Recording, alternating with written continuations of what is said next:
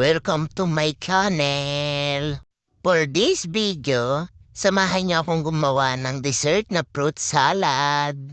Ang gagamitin ingredients ay hindi sponsored ni naman. Fruit cocktail, condensed, Nestle cream, Eden cheese, at nata de coco. Buko na matigas na pwedeng ipukpok sa kapitbahay.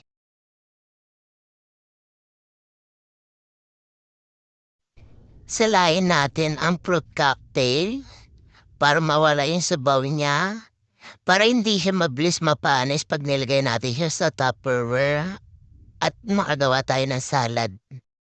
Pag wala nang tumutulong sabaw niya, pwede na siyang nilagay sa Tupperware. Next, nata de coco. Patuluin lang natin siya at hintayin mawala yung sabaw niya at pwede na siyang ilagay. Ayan, isalin na natin ang nata de coco sa lagayan ng fruit salad. Sa another lalagyan, ilagay ang condense. Ayan, 2 condense ang nilagay ko.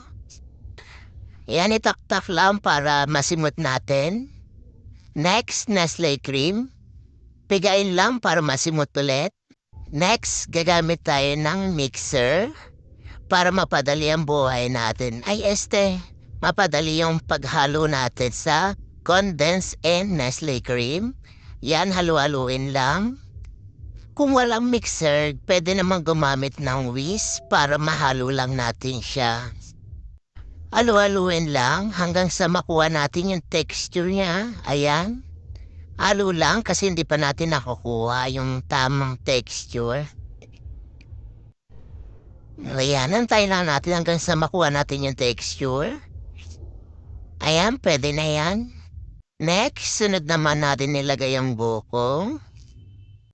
Durug-durugin na natin yung buko para mawala yung buo niya. Next, ilagay na yung condensed at Nestle cream. Ayan. Tansya-tansya lang muna. Baka masobran tayo sa tamis. Next, haluin na siya hanggang sa pinakailalim para kumapit yung lasa niya at mapunta yung gatas sa ilalim. Ayan, halo lang ng halo hanggang sa talaga kumapit yung lasa niya. Next, ilagay ang Eden cheese. Yan, generated cheese ko lang siya. Depende kung anong gusto niyong gawin sa cheese. Basta ako, ayan ang ginawa ko para lang madali. At kayo nang bahala kung gaano karami ang ilalagay niyo yung cheese. Ay ako wala ako ng konti kasi natatakam na ako kumain. Next, takpan na siya para hindi mapasukan ng dumi. Pag natakpan na siya maigi, pwede na siyang ilagay sa rep. Ayan, patigasin natin ng 24 hours. Thank you for watching.